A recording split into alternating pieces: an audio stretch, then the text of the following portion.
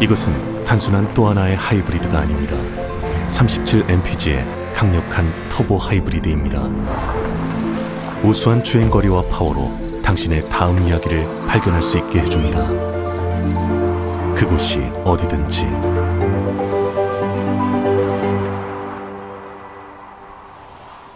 올류 소렌토 터보 하이브리드, 세계 최초의 스토리텔링 머신.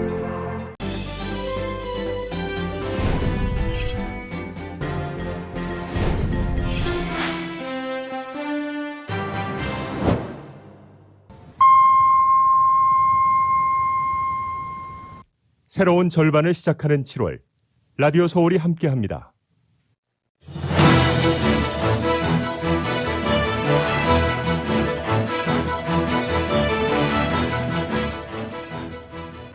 개빈 뉴섬 주지사가 1,000억 달러 규모에 달하는 경기 부양안에 서명했습니다. 연소득 7만 5천 달러 이하 캘리포니아 주민들에게는 600달러의 지원금을 제공합니다. LA시 수도전력국에도 20억 달러가 지원됩니다. 청소년 여름 구직 프로그램에는 5억 달러가 투입됩니다. AAA가 이달 말부터 파일럿 프로그램을 통해서 리얼아이디 신청 서비스를 제공합니다. 19개 사무소에서 진행되는 파일럿 프로그램은 올 12월까지 계속됩니다. LA 카운티의 코로나19 신규 감염자가 5일 연속 1,000명을 넘어섰습니다. 확진율도 2.9%로 어제보다 소폭 상승했습니다. 전국적으로 델타 변이가 확산하면서 코로나19 신규 확진자가 일주일 사이 2배 가까이 늘었습니다. 전국 간호사 노조는 공공장소에서의 마스크 착용을 요구하고 나섰습니다. 이번 주 목요일인 15일부터 어린이 세금 공제 지급이 시작됩니다. 자녀 1명당 한 달에 최대 300달러까지 받을 수 있습니다. 한국 여권의 지지율 1위인 이재명 경기지사가 유력 경쟁자인 이낙연 전 대표를 비판하고 나섰습니다. 본 경선에선 자신을 향한 네거티브 공세에 적극 대응하겠다며 기조 변화도 예고했습니다. 남아프리카 공화국 폭동 진압을 위해 군병력이 배치되면서 인명피해가 속출하고 있습니다. IT 대통령 암살 사건에 연루된 사람들 가운데 일부는 미국 수사기관의 정보원 출신이라는 보도도 나왔습니다. 월간 소비자 물가가 시장 예상치를 뛰어넘으면서 인플레이션 우려가 커지고 있습니다. 지난달 소비자 물가 지수는 1년 전보다 5.4%가 올랐습니다. 오늘 뉴욕 증시는 소비자 물가지수 상승 소식에 3대 지수 모두 하락 마감했습니다. LA로는 오늘 저녁과 내일 맑은 날씨 이어지겠고 밤 최저 67도, 내일도 오늘과 비슷한 기온인 낮 최고 83도에서 85도가량 예상됩니다. 주요 뉴스는 아시아나항공 미주 취항 30주년, 앞으로도 정성을 다하는 서비스, 쾌적한 최신 항공기로 안전하고 편안하게 모실 것을 약속합니다. 아시아나항공 제공입니다. 애청자 여러분 안녕하십니까? 김미회입니다. 안녕하십니까? 임승찬입니다. 7월 13일 화요일 라디오 서울 이브닝 뉴스 1부 시작하겠습니다.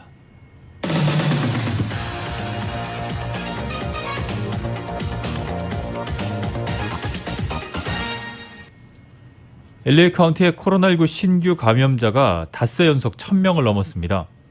카운티 보건국은 오늘 하루 1,103건의 신규 감염 사례가 보고됐으며 12명이 추가로 사망했다고 밝혔습니다. 지난 7일간 일일 평균 확진율은 2.9%로 어제 2.8%와 비교해서 소폭 증가했습니다. 코로나19로 병원에 입원한 환자는 398명으로 어제보다 22명이 늘었고 중환자실에 입원한 환자 역시 94명으로 늘어났습니다. 한편 보건국에 따르면 지금까지 LA 카운티의 16세 이상 주민 가운데 69%가 최소 한 차례의 백신을 접종했고 백신 접종을 완료한 주민은 61%입니다. 인종별로는 흑인이 45%만 최소 한 차례 접종을 마쳐서 가장 낮았고 라티노는 54%, 백인 65%, 그리고 아시아는 76%로 집계됐습니다. 한편 캘리포니아주 보건당국이 초, 중, 고등학생과 교사 전원이 교실 내에서 마스크를 착용하도록 하고 학생들이 이 지침을 준수하도록 하기 위해 교육부가 어떤 단속을 펼칠지는 학교 당국에 맡기기로 했습니다. 주 보건당국의 이번 지침은 질병통제예방센터인 CDC의 권고안을 참조한 것으로 교사와 학생들은 실내에서 마스크 착용이 의무화되며 마스크 착용을 거부하는 학생들은 귀가 조치시켜야 한다고 밝혔습니다.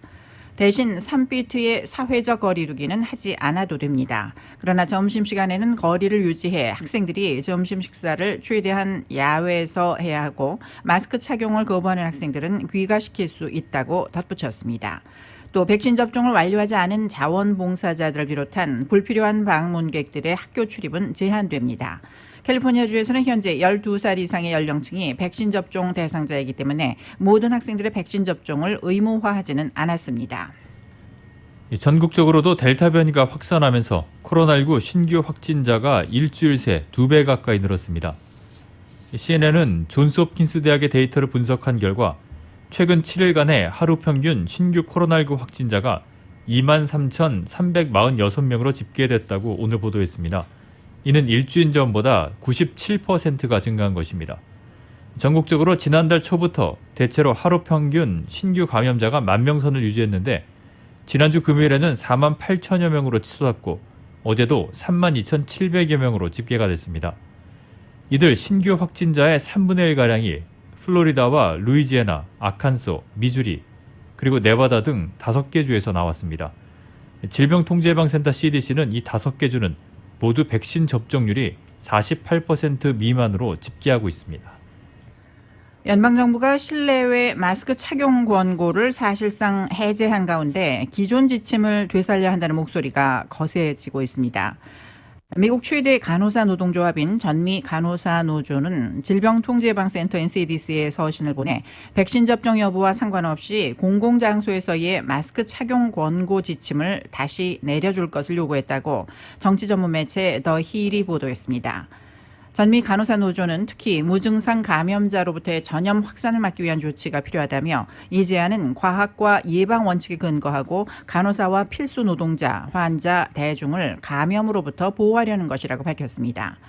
이 노조는 미국 내 40개 이상 주에서 확진자가 늘어나고 있고 25개 주 이상에서는 입원 환자가 증가 추세라는 현실을 반영한 요구라고 설명했습니다. 전미 간호사 노조는 백신이 코로나19 중증과 사망 억제에 효과적이라는 점을 인정했지만 어떤 백신도 100% 효과적이지 않고 변이가 효과를 떨어뜨릴 수 있다고 지적했습니다. 얀센과 아스트라제네카가 코로나19 백신 부작용 제거에 나섰습니다. 월스트리트저널은 오늘 얀센을 계열사로 둔 제약사 존슨앤존슨과 아스트라제네카가 현재 출시된 백신의 부작용인 혈전 생성 위험성을 낮추기 위한 연구에 착수했다고 보도했습니다. 존슨앤존슨은 대변인을 통해서 의학 전문가와 국제보건기구들과 함께 연구 분석 중이라고 밝혔고 아스트라제네카는 초기 진단과 치료법을 포함해 혈전증에 대한 다양한 연구가 진행 중이라고 소개했습니다. 이들 백신은 혈소판 감소성 혈전증이 부작용으로 지적되고 있습니다. 보건당국은 지난 4월 얀센 백신 접종을 열흘간 중단하기도 했습니다. 학계에서는 얀센과 아스트라제네카 백신처럼 유전자 전달체를 이용해 개발된 백신이 혈전 부작용과 관련이 있다는 가설이 나오고 있습니다. 한편 미 국방부가 주한미군 등 미군에 대해 코로나19 백신 접종을 의무화하지 않고 각자 판단에 맡긴다는 정책에 아직 변화가 없다고 확인했습니다. 존 커비 국방부 대변인은 오늘 브리핑에서 주한미군의 코로나19 확진이 급증하는데 백신 접종을 의무화할 의향이 있느냐는 질문에 자발적 접종이라는 정책에 변화가 없다고 대답했습니다. 커비 대변인은 미군의 70%가량이 최소 한 차례 접종을 한 것은 고무적인 일이지만 해야 할 일이 더 있다고 말한 뒤 우리는 군대가 최대치로 접종받을 것을 계속 권장하고 있고 이것이 최선의 전진 방법이라고 생각한다고 설명했습니다. 또 접종 의무화와 관련해서는 지금 정말 바라는 것은 식품의약국인 FDA의 승인이라며 이는 단지 긴급 사용 승인이 제거되는 것이 아니라 FDA의 정식 승인에 관한 것이라고 말했습니다.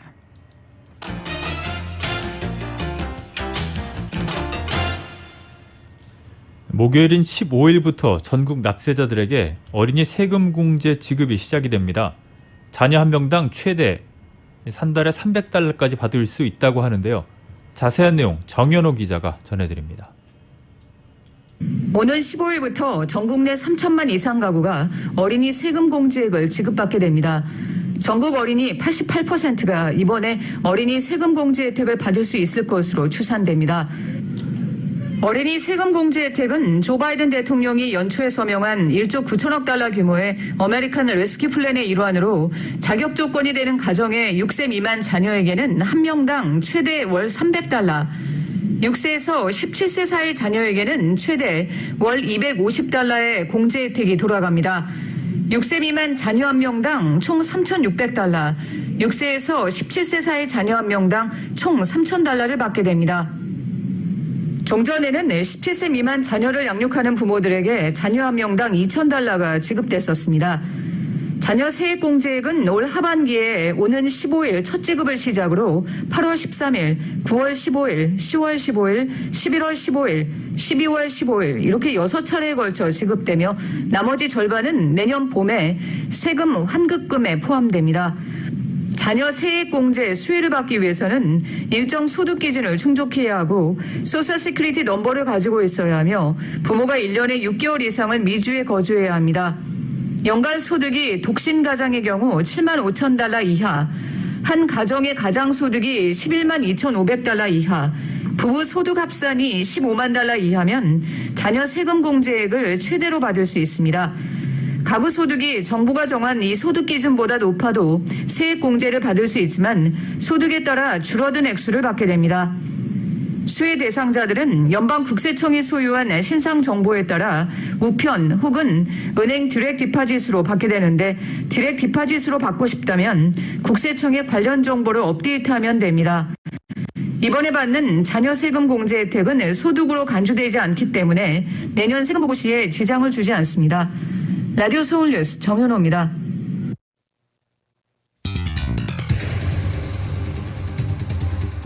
라디오 서울 이브닝 뉴스 일부 함께하고 계십니다. LA와 가든그루브 두 곳에서 모시는 금강안경 검안과 1250만 불 교통사고 최고보상 교통사고 전문 천재 변호사 리차드 호프만, 빛으로 태어나는 당신은 카후나미인 100% 근적외선 마스크는 카후나뿐입니다. 정직한 빛 카후나 LED 마스크, 온오프 PRGR, 야마하 14, MU 스포츠, 전 미국 독점 총판 올림픽 골프에서 이 시간 함께 보내드립니다.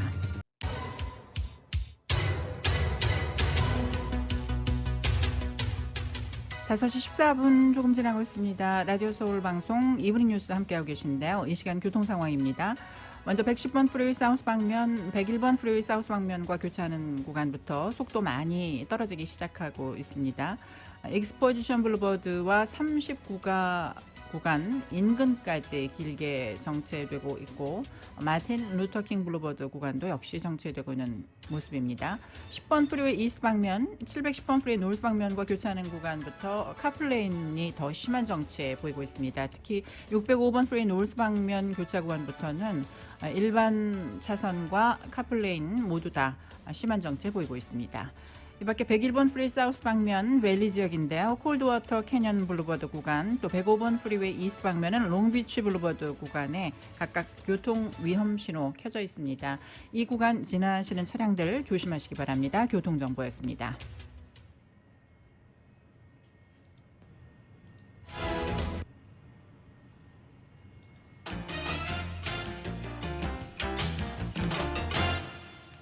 네, 이브닝 뉴스 일부 로컬 소식입니다. 개빈 뉴섬 주지사가 1,000억 달러 규모의 경기 부양안에 서명을 하면서 연소득 7만 5천 달러 이하의 중저소득층 주민들에게 600달러의 지원금이 지원됩니다. 또 수혜 대상 가운데 어린 자녀를 포함해서 부양 가족을 두고 있거나 서류 미비자인 경우에는 500달러를 추가로 받게 됩니다. 캘리포니아 주민들 가운데 3만 달러에서 7만 5천 달러의 연소득이 있고 2020년도 세금 보고를 한 경우에 9월부터 600달러의 경기부양금 체크가 발송됩니다. 렌트비 25%를 납부한 세입자들의 퇴거 유예 조치는 9월 30일까지 연장되고 52억 달러를 투입해서 지난해 4월부터 올 9월 30일까지 미납된 세입자들의 렌트비도 전액 탕감해줬습니다. 가주당국은 또 스몰 비즈니스 업체들을 돕기 위해서 5천 달러부터 최대 2만 5천 달러의 그랜트를 지원하기로 승인한 바 있는데 주지사가 서명한 예산안에 따라서 이 프로그램 역시 확대가 됩니다. 한편 뉴섬 주지사가 서명한 1,000억 달러 규모의 경기 부양안으로 인해서 LA시에도 다양한 혜택이 돌아오게 됩니다. 코로나19로 전기와 수도요금을 제때 내지 못한 주민들을 돕기 위해서 20억 달러가 LA시 수도 전력국에 지원이 됩니다. 청소년 여름 구직 프로그램을 위해서 5억 5,500만 달러가 지원되며 LA시의 갱태치와 청소년 개발 프로그램에도 200만 달러가 돌아가게 됩니다. 포트레로 캐년의 보행자 다리 건설을 위해 1,100만 달러가 투입되고 카노가 파크의 아트 디스트릭트 활성화에는 325만 달러가 지원됩니다. 그리고 타운 내 메가더 파크 인근의 UCLA 레이버 센터 재개발에 1,500만 달러의 기금이 돌아가게 됩니다. AAA가 리얼 아이디 신청 서비스를 제공합니다. AAA는 이달 말부터 19개 지역 사무소에서 해당 서비스를 실시할 예정이라고 밝혔습니다. 리얼 아이디 신청 서비스는 AAA 회원에 한하며 DMV 웹사이트에서 사전 예약과 관련 서류 등록을 마쳐야 합니다. 리얼 아이디 신청 비용은 AAA 사무소에서 지불하면 되고 컨퍼메이션 코드와 증빙 서류들을 지참해야 합니다. AAA의 리얼 아이디 신청 대행은 리얼 아이디 발급을 원활하게 하기 위한 파일럿 프로그램으로 오는 12월까지 한시적으로 시행됩니다. 철거 위기에 놓인 흥사단 단소 구하기 캠페인이 시작됐습니다. 흥사단의 구 단소 구입 추진위원회는 옛 단소 건물의 LA시 역사 문화 사적지 청원에 대한 공청회가 15일 오전 10시 비대면 영상회의로 개최된다고 밝혔습니다. 공청회 참여는 줌으로 접속을 하면 됩니다. 미팅 아이디는 844-9641-6841이며 패스워드는 565-355입니다. 위원회 측은 15일 오전 10시부터 대한인국민의 기념관에서 비대면 영상 발언자와 공청회 참관을 위한 모든 준비를 해놓을 것이라면서 단체장과 한인사회 인사에 많은 참석을 당부했습니다. 이번 공청회에 이어서 2차 공청회는 8월 5일 오전 10시 열리고 3차와 4차 공청회도 예정되어 있습니다. 서부 지역의 산불 곳곳에서 오늘도 계속되고 있습니다. 서부 지역 산불 진압을 위해 14,000여 명의 소방대원들이 현장에 투입됐지만 고온 건조한 날씨가 계속되면서 불길을 잡는 데 어려움을 겪고 있습니다. 발생 일주일이 된 오레건주의 부틀레그 산불은 오늘 아침 현재 316스퀘어마일의 산림을 태웠으며 20채 이상의 주택이 전소됐습니다.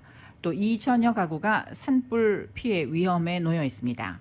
북가주 지역과 네바다 경계 지역에서 발생한 백워스 산불의 경우 145스퀘어마일의 산림을 태웠지만 다행히 50%가량의 진화율을 보이고 있습니다. 지난 일요일에 발생해서 약 15스퀘어마일을 태운 요세미티 국립공원 남쪽 지역에서 발생한 산불은 오늘까지 15%가량이 진화됐습니다.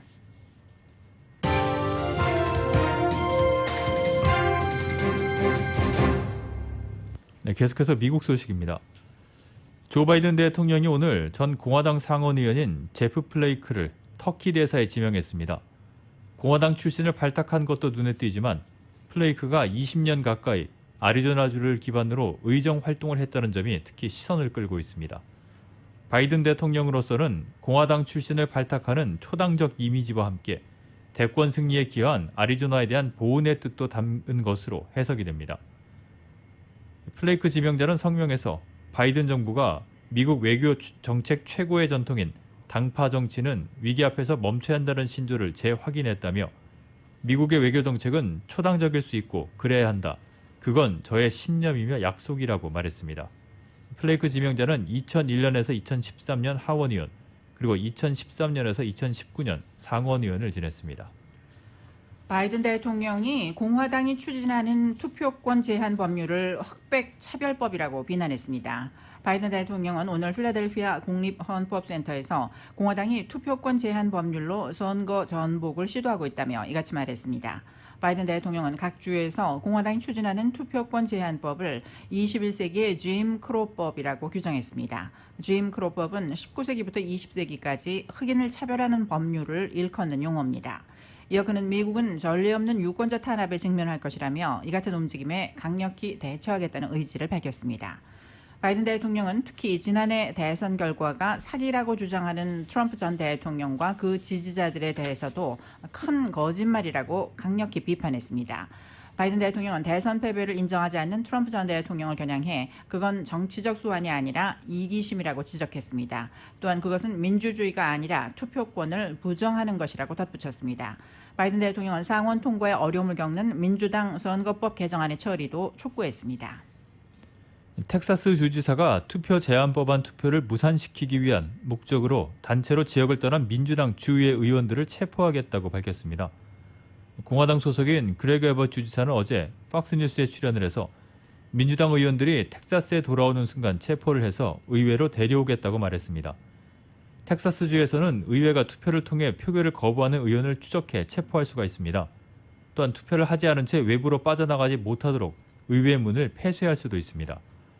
앞서 텍사스 하원 소속 민주당 의원 67명 가운데 60명가량이 집단으로 수도인 워싱턴 DC로 떠났습니다. 의결 정족수를 미달시켜 공화당이 추진하는 투표 제한법을 투표 자체를 무산시키겠다는 목적이었습니다.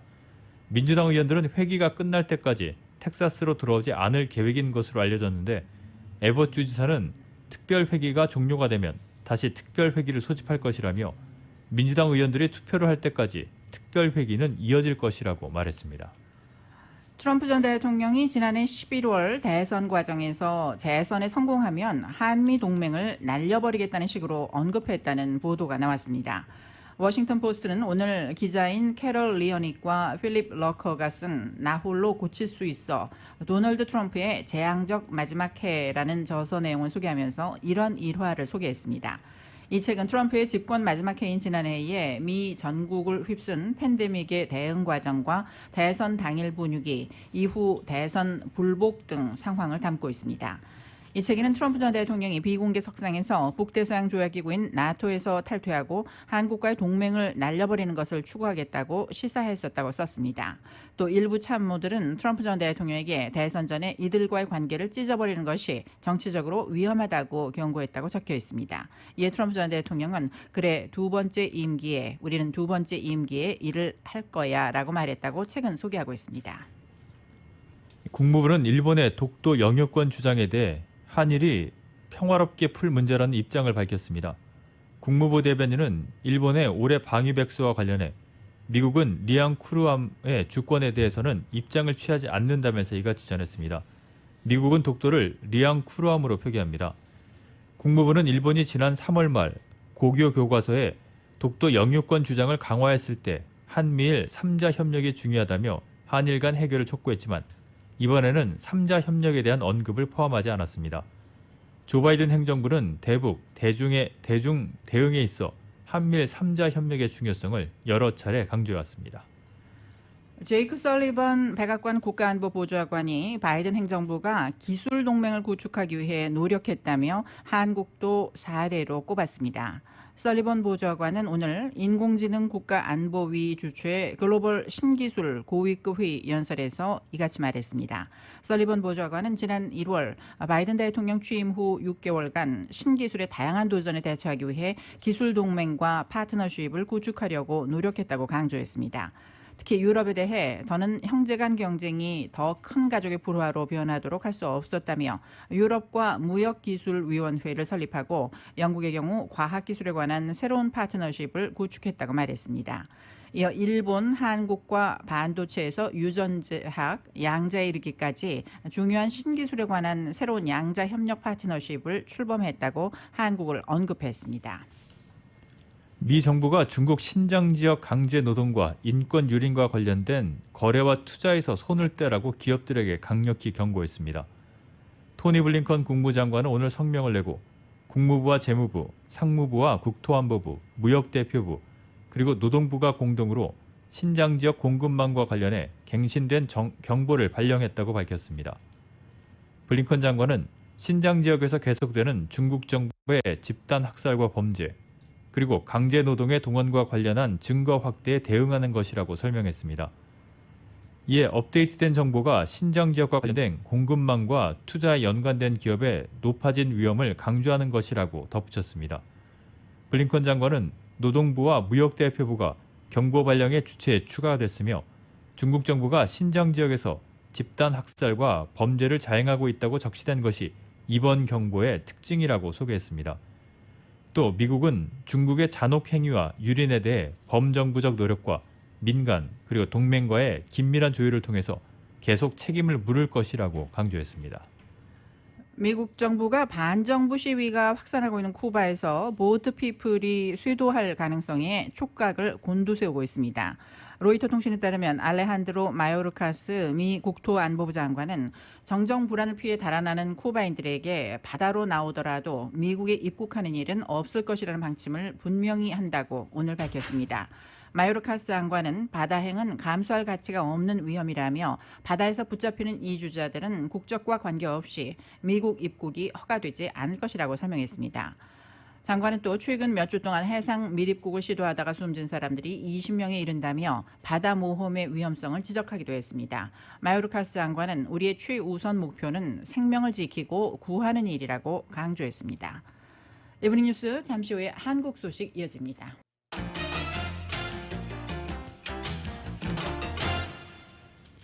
이브닝 뉴스 1부 한국 소식입니다. 여권의 지지율 1위인 이재명 경기지사가 언론 인터뷰에서 유력 경쟁자인 이낙연 전 대표를 작심하고 비판하고 나섰습니다. 가족 검증 논란과 관련해서는 본인부터 돌아보라고 몰아쳤는데 본 경선에서는 자신을 향한 네거티브 공세에는 적극 대응하겠다면서 확실한 기조 변화를 예고했습니다. YTN이 보도합니다. 이재명 경기지사는 본인과 가족에 대한 검증을 피하려 윤석열 전 총장의 부인 김건희 씨를 감싸고 있다는 이낙연 전 대표 측의 주장을 정면으로 맞받았습니다. 그러면서 이낙연 전 대표 본인부터 돌아보라고 역공에 나섰습니다. 가족 빼자고 했다고 한 다음에 자기 가족 검증을 피하기 위해서라고 하는 거는 이거는 네거티브로 넘어서서 이건 은혜입니다. 이러면 안 되는 거죠. 오히려 본인을 좀 돌아보시면 좋겠다는 생각이 듭니다. 제가 제 입으로 말하지는 않겠지만 그 주변에 심각한 상황 많았지 않습니까? 수도권에 비해 영남이 역차별을 받고 있다고 말했는데도 호남을 끌어들여 오히려 지역주의를 조장하고 있다고 목소리를 높였습니다. 저보고 지역 감정에 호소해서 지역주의를 조장한다고 비판하신 건데 그 지역주의 비판을 통해서 본인이 지역주의에 호소하면서 지역 감정을 조장하신 거잖아요. 문재인 정부의 뼈저린 실책인 부동산 정책을 놓고는 이낙연 전 대표의 책임론과 자질론을 우회적으로 꺼내들었습니다. 그 약속을 지킬지 어떻게 알겠습니까? 과거에 공직을 맡았을 때 그 공직 권한을 사용해서 주어진 역할, 성과를 충분히 냈느냐, 역할을 했느냐를 보고 판단해야죠. 문재인 정부와의 차별화 그리고 민주당 적통성 논란에 대해서는 분명한 선을 그었습니다. 저도 문재인 정부의 일원이죠. 민주당 정부의 일원이기도 합니다. 없는 사실을 만들거나 또 왜곡하거나 아니면 조작해서 공격하는 건 정말 자중했으면 좋겠습니다. 이재명 지사는 향후 본 경선에서는 네거티브 공세에 적극 대응하겠다며 분명한 기조 변화를 예고했습니다. 상황에 따라 전략은 바뀔 수밖에 없습니다. 저에 대한 네거티브 공격이 꽤 먹힌 것 같은 느낌도 들어서 적극적으로 좀 공방을 해야 되겠다. 또 이명박, 박근혜 전 대통령의 사면은 대통령의 고유 권한이지만 국민 정서로 볼 때 시기상조이며 이재용 삼성전자 부회장의 경우에는 사면에는 반대한다면서도 가석방이 된다면 일반 사범과 똑같은 기준으로 적용돼야 한다는 의견을 내놨습니다. 최재형 전 감사원장이 오늘 국민의힘 권영세 대외협력위원장을 만나 국민의힘 입당 여부와 향후 대권 행보 등에 대한 의견을 나눕니다. 최 전 원장 선거 캠프를 총괄하는 김영우 전 의원은 최 전 원장이 부친상 조문에 대한 감사 인사를 하기 위해 오늘 권 위원장과 만날 예정이라고 말했습니다. 최재형 전 원장은 또 국민의힘 이준석 대표에게도 전화를 걸어 부친상 조문에 대한 감사 인사를 건네면서 조만간 직접 인사드리겠다고 말했고 이 대표는 언제든 연락달라고 답했습니다. 이에 따라 최 전 원장은 조만간 이준석 대표와도 회동을 갖는 등 국민의힘과의 접촉면을 넓힐 것으로 전망됩니다. 여야 대권 주자의 가상 양자 대결에서 윤석열 전 검찰총장이 이재명 경기도지사에게 오차범위 밖으로 밀린다는 여론조사 결과가 나왔습니다. 한결리서치가 지난 10일에서 12일까지 전국 성인 1,001명을 대상으로 조사한 결과 양자 대결에서는 이 지사가 43.9%, 윤 전 총장은 36%의 지지율을 각각 기록했습니다. 지지 후보가 없다는 응답은 16.2%, 그리고 잘 모르겠다는 응답은 3.9%로 집계됐습니다. 야권은 윤 전 총장이 여권 주자인 이 지사에게 뒤지는 흐름이 잇따라 수치로 드러난 것이어서 주목되고 있습니다. 문재인 대통령이 한국판 뉴딜의 1년 성과를 보고하고 확장 전략을 논의하는 제4차 한국판 뉴딜 전략회의를 주재합니다. 문 대통령은 오늘 청와대에서 한국판 뉴딜 2.0 미래를 만드는 나라 대한민국을 주재하고 한국판 뉴딜 2.0을 선언합니다. 오늘 행사에서는 한국판 뉴딜 종합기획 발표 이후 1년 정책 확산과 자리매김을 위한 노력과 함께 현장 우수 사례도 소개하고 한국판 뉴딜 2.0에 대한 산업계 전략과 투자 방안, 세부 정책 등이 보고될 예정입니다. 여야 대표가 모든 국민에게 재난지원금을 주자고 깜짝 합의를 했지만 2시간도 안 돼서 국민의힘이 이를 번복하면서 어제 하루 종일 혼선이 빚어졌습니다. 국민의힘은 오해라고 진화에 나섰지만 이준석 대표는 리더십 논란에 부딪히게 됐고 민주당은 전국민 지급을 당론으로 정하고 압박에 나섰습니다. KBS가 보도합니다. 전국민 재난지원금에 동의했다고 한 여야 대표의 발표는 2시간도 안 돼 사실이 아닌 게 됐습니다. 국민의힘 내부 반발로 사실상 합의 번복이 된 건데 이준석 대표는 회견을 자처해 해명했습니다. 확정적 합의가 아니라 가이드라인 정도였다는 겁니다. 전국민 재난지원금을 할 여력이 있다고 한다면은 방식, 그러니까 재난지원금 한다면 전국민 지원 방식에 대한 그런 논의 정도가 있었다 이렇게 보시면 될 것 같고요. 원내 지도부도 합의는 오해라고 거들었습니다. 그러나 당내 반발은 계속됐습니다. 선별지급을 강조해온 당의 철학을 뒤집었다는 내용에 대한 질책부터 의원이 아닌 대표가 국회의 권한인 추경에 대해 월권 행위를 했다는 등 과정을 문제 삼는 목소리도 나왔습니다. 이제 논객이 아니지 않느냐, 독단적이라고 인식되면 안 된다며 이 대표 리더십에 대한 문제 제기로도 이어졌습니다. 민주당은 국민의힘을 압박했습니다. 이 대표 결단을 뒷받침하라는 겁니다. 이준석 대표는 100분 만에 말 뒤집는 100분 대표, 회수를 건너면 귤 맛을 잃어버리는 이 탱자 대표가 되려는 것입니까? 더 나아가 민주당은 전국민 재난지원금 지급을 당론으로 확정하며 국민의힘을 압박했습니다. 그간 민주당 내부에서도 전국민의 주자, 그럴 필요까지는 없다는 논란이 있었는데 이참에 이 논란을 끝내버리자는 기류입니다. 민주당은 재난지원금의 지급 시기는 방역 상황을 보고 정하겠다고 밝혔습니다. KBS 뉴스 박진수입니다. 한국 국방부가 성추행 피해 공군 부사관 사망 사건을 담당할 특임 군 검사의 수사권을 최대한 존중해 수사의 공정성을 높이겠다고 밝혔습니다. 국방부 관계자는 특임 군 검사는 국방부 검찰단 소속이지만 수사 목적상 필요하다고 판단될 경우 국방부 검찰단장을 거치지 않고 국방부 장관에게 직접 보고하는 등 수사권이 최대한 존중되도록 운영할 방침이라고 말했습니다. 오는 19일 임명될 특임 군 검사는 중간 수사 결과 이후 남은 추가 의혹 중 공군본부 법무실의 직무유기 등에 대한 수사를 전담할 예정입니다. 박범계 법무부 장관이 한명숙 전 총리 재판 위증 의혹으로 촉발된 법무부와 대검찰청의 합동 감찰 결과를 한국 시간 14일 발표합니다. 박 장관은 14일 오전 11시 정부 과천청사에서 검찰의 부적절한 직접수사 관행에 관한 합동 감찰 결과를 직접 발표합니다. 이번 합동 감찰은 지난 3월 박 장관이 한명숙 전 총리 수사팀의 위증 강요 의혹에 관해 수사 당시 위법, 부당한 관행이 없었는지 들여다보라는 지시에 따라 이루어졌습니다. 감찰 결과에는 당시 수사팀 수사를 포함해 과거 검찰의 여러 직접 수사 사례를 분석한 결과와 잘못된 수사 관행을 바꾸기 위한 개선책이 담길 것으로 보입니다. 또 조국 전 장관 때 만들어진 형사사건 공개 금지에 관한 규정을 보완하는 방안도 포함될 것으로 전망됩니다. 코로나 관련 소식입니다. 코로나19 신규 확진자가 무섭게 늘고 있습니다. 한국 시간 어젯밤 9시에 이미 종전 최다 환자 수를 훌쩍 넘어섰는데 오늘 확진자는 1,600여 명 안팎에 달할 것으로 보입니다. 환자 수를 줄이려면 백신 접종의 속도를 내야 하지만 이달 말부터나 본격화할 것으로 보여 당분간 확진자가 느는 건 불가피해 보입니다. YTN입니다. 어젯밤 9시까지 전국에서 코로나19 양성 판정을 받은 신규 확진자는 1,440명입니다. 국내 코로나 발병 이후 최다 기록이던 지난 10일의 1,378명을 훌쩍 뛰어넘었습니다. 주말과 휴일 검사 건수 감소 영향이 사라지면서 다시 확진자가 급증했습니다. 서울에서는 613명의 환자가 나와 이미 최다 환자 수를 넘어섰고 경기 402명, 인천 98명으로 수도권에서만 1,111명의 확진자가 나왔습니다.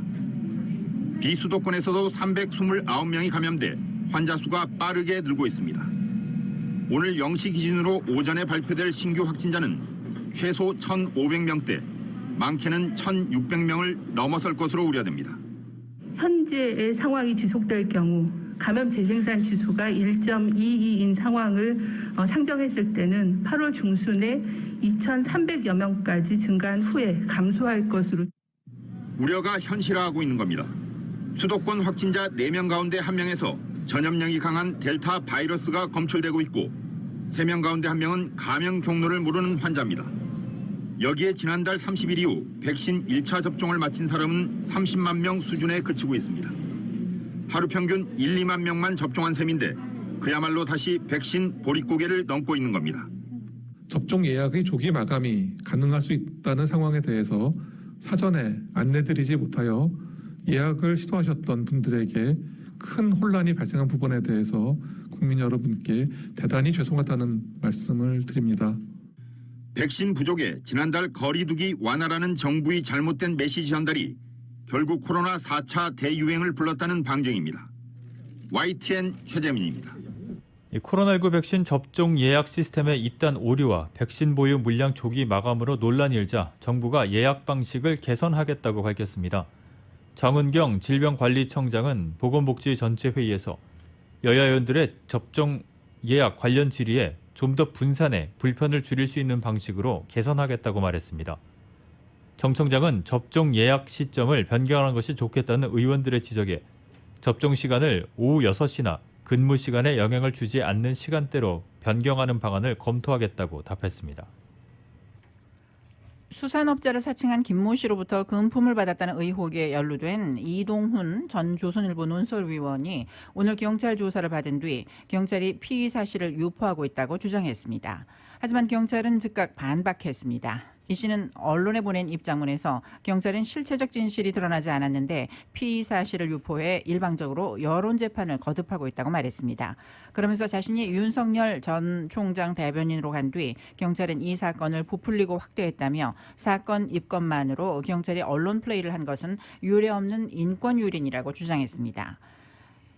이 전 의원은 김 씨로부터 수백만 원 상당의 골프채 세트를 받았다는 의혹은 사실과 다르다며 지난해 8월 골프 때 김 씨 소유의 중고 골프채를 빌려 사용했고 이후 자신의 집 창고에 아이언 세트만 보관했다고 해명했습니다. 이어 경찰은 국민의 지팡이가 아니라 권력의 하수인 역할을 하고 있다며 향후 경찰과 언론의 피의 사실 공표에 대한 법적 조치를 취할 것이라고 덧붙였습니다. 지금까지 한국 소식 전해드렸습니다. 잠시 후에 경제 소식 이어집니다.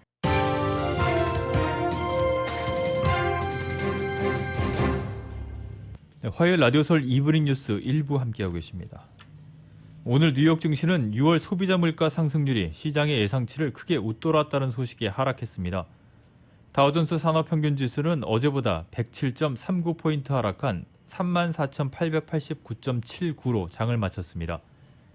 S&P 500 지수는 15.42포인트가 떨어진 4,369.21, 나스닥 지수는 55.59포인트 밀린 14,677.65로 거래를 마감했습니다.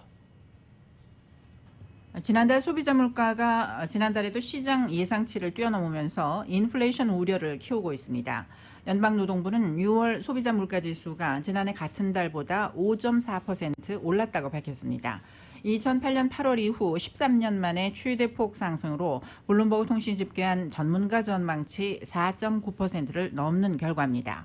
전월 대비로는 0.9% 상승해 역시 시장 전망치 0.5%를 크게 웃돌았으며 전월 대비 상승률 역시 2008년 이후 가장 큰 폭입니다. 소비자 물가 급등은 수요 급증과 공급망 병목 현상, 인력 부족, 기저 효과 등 여러 요인이 복합적으로 작용한 결과라고 전문가들은 분석하고 있습니다. 이번 발표는 최근 물가 상승 압력을 일시적인 현상으로 판단하던 바이든 행정부와 금융당국의 압박으로 작용할 전망입니다. 제롬 파월 연방준비제도 의장은 지난달 FOMC 회의 뒤 기자회견에서 물가 상승이 우리가 예상했던 것보다 더 크고 지속적일 가능성이 커지고 있다고 우려한 바 있습니다. 경제가 코로나19 사태의 충격을 떨쳐내면서 월스트리트의 대형 은행들이 어닝 서프라이즈를 기록하고 있습니다. 미 최대 은행인 JP모건 체이스는 올 2분기 119억 5천만 달러의 순이익을 냈습니다.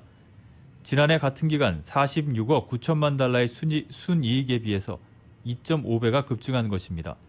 주당 순이익은 3달러 78센트로 금융정보업체인 팩트셋이 집계한 전문가 전망치 3달러 20센트를 상회했습니다.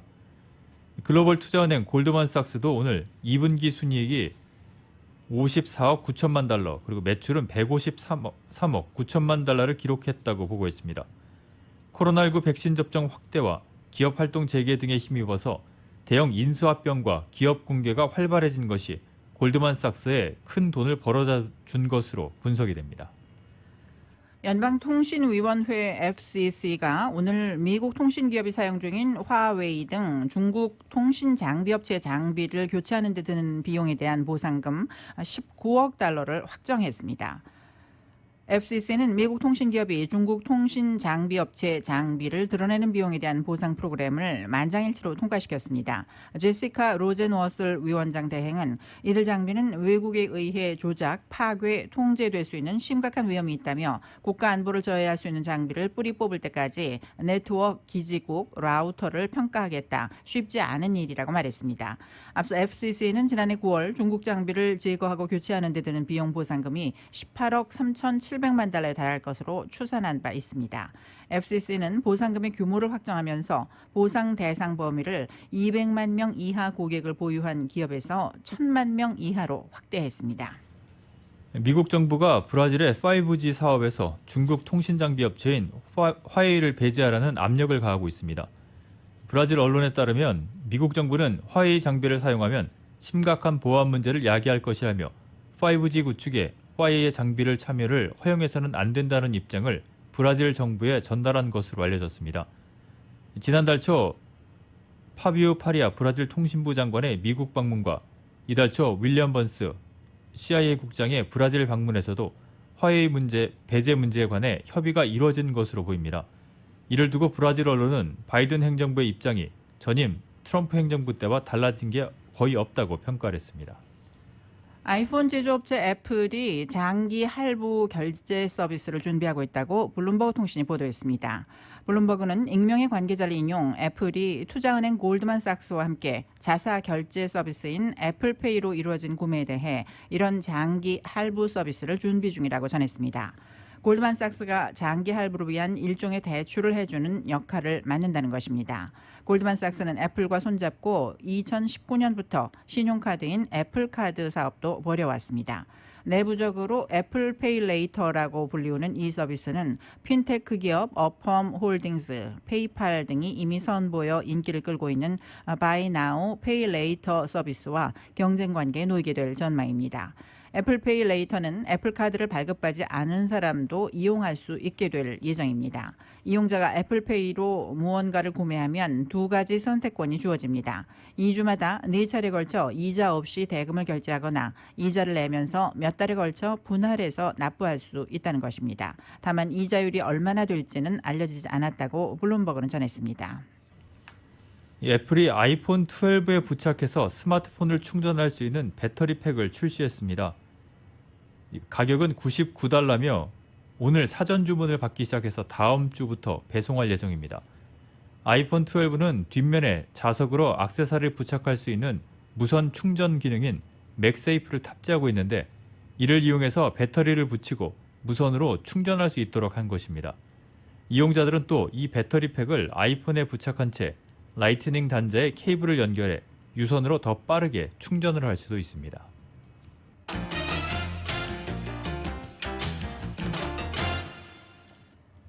최근 며칠 새 남아프리카 공화국에서 폭동과 약탈이 급속도로 번지면서 현지에 진출해 있는 LG와 삼성 등 한국 기업과 교민들도 큰 피해를 보고 있습니다. 남아공 정부는 폭동 진압을 위해 군 병력을 배치했고 이 과정에서 인명피해도 속출하고 있습니다. YTN의 보도입니다. 남아공 과줄루 나탈주에서 시작된 폭동은 최대 경제도시 요하네스버그와 수도권으로까지 확산됐습니다. 동남부 더번에 있는 LG전자 공장은 완제품과 자재까지 약탈당하고 설비가 불타면서 손실액만 수천만 달러에 달할 것으로 추산되고 있습니다. 삼성도 피해를 봤습니다. 삼성 관계자는 과줄루 나탈주에 있는 물류창고에 약탈 피해가 발생한 것으로 안다면서 치안 부재로 현장 접근 자체가 어려워 아직 정확한 피해 규모는 파악하기 어렵다고 말했습니다. 가발 공장 등 다른 교민들의 사업체들도 잇따라 약탈당한 것으로 보고됐습니다. 남아공 과줄루 나탈주에서 발생한 대규모 폭동 및 약탈 행위가 남아공 경제 행정의 중심인 가우땡주로 확산되고 있는 상황입니다. 더반 한인회는 상당 기간 생필품 공급에도 차질이 빚어질 것으로 보인다면서 당장 먹을 것이 떨어졌지만 치안 불안 때문에 외출하기도 어렵다고 호소했습니다.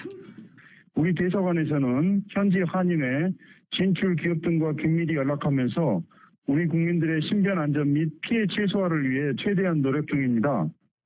이번 폭동 사태는 부정부패 혐의를 받아오던 주마 전 대통령이 지난 8일 구금되면서 시작됐습니다. 여기에 델타 변이 확산으로 정부가 코로나 봉쇄 조치를 강화하자 불만이 쌓였던 시민들이 가세했습니다. 남아공 정부는 경찰 병력만으로는 사태를 진정시키기 어렵다고 보고 군 병력을 배치해 폭동에 대처하고 있습니다. 이 과정에서 인명피해도 속출하고 있습니다. YTN 강성욱입니다. 조브넬 모이즈 IT 대통령 암살 사건에 연루된 이들 가운데 일부는 미 수사기관의 정보원 출신이라는 보도가 나왔습니다. CNN은 익명의 관계자들을 이용해 이같이 보도하며 일단 체포된 용의자 가운데 한 명은 마약 단속국 DEA 정보원으로 일했다고 전했습니다. DEA는 CNN에 낸 성명에서 모이즈 대통령 암살 용의자 가운데 한 명이 가끔 DEA의 기밀 소식통이었다며 모이즈 대통령 암살 이후 그가 DEA 내 연락책에 연락을 했고 DEA IT 담당자가 그에게 자수를 촉구했다고 말했습니다. 이어 이 DEA IT 담당자가 국무부 관계자와 함께 IT 정부에 정보를 제공해 이 용의자와 다른 한 명의 투항과 체포를 도왔다고 DEA는 설명했습니다. 지난 7일 모이즈 대통령 사저에 침입한 괴한에 사살된 뒤 IT경찰은 콜롬비아인 26명과 IT계 미국인 2명이 암살을 저질렀다고 밝혔고 현재까지 이 가운데 20명가량을 체포했습니다. CNN은 DEA 정보원이었던 인물이 용의자 가운데 한 명이라고만 설명했지만 로이터는 체포된 IT 미국인 가운데 한 명이라고 보다 구체적으로 보도했습니다.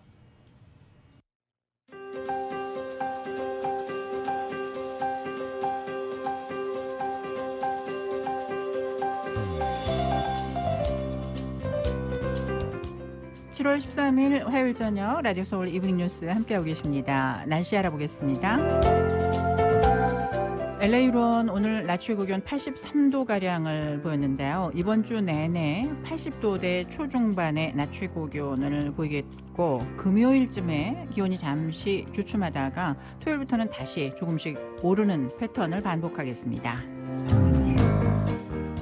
LA 다운타운 오늘 밤과 내일 맑은 날씨가 이어지겠습니다. 밤 최저 기온은 67도가량 되겠고 내일 낮 최고 83도에서 85도, 밤 최저 기온 66도에서 68도가량을 보이겠습니다. 한편 오렌지 카운티 대부분의 지역 내일 낮 최고 기온 81도를 기록하겠습니다. 밸리와 인랜드 엠파이어 지역 내일 낮 최고 93도, 밤 최저 68도가량을 보이겠습니다. 한편 기온이 이렇게 많이 올라가면서 밸리 지역 대기 질도 나빠질 것으로 예상되고 있습니다. 해안 지역은 여전히 선선해서 내일 낮 최고 74도, 밤 최저 65도가량을 보이겠습니다. 하와이 호놀룰루 오늘과 내일 곳에 따라 흐린 날씨 보이고 있습니다. 내일은 비가 내릴 확률이 30% 정도에 오늘 밤 최저 74도, 내일 낮 최고 86도가량으로 예상됩니다. 끝으로 한국 날씨입니다. 전국에 폭염특보가 내려진 가운데 오늘도 무더위는 계속되겠습니다. 내륙 지역에는 소나기가 오는 곳도 있겠고 오늘 낮 최고 대구 35도, 서울 33도가량으로 어제와 비슷하거나 조금 더 높아지겠습니다. 날씨였습니다. 이브닝 뉴스 1부, 지금까지 LA와 가든그로버 두 곳에서 모시는 금강안경 검안과 1250만 불 교통사고 최고보상 교통사고 전문 천재 변호사 리차드 호프만, 빛으로 태어나는 당신은 카우나미인 100% 근적 외선 마스크는 카우나뿐입니다. 정직한 빛 카후나 LED 마스크, 온오프 PRGR, 야마하 14, MU 스포츠, 전미국 독점 총판, 올림픽 골프 공동 제공이었습니다. 잠시 후 6시 이브닝 뉴스 2부가 이어집니다.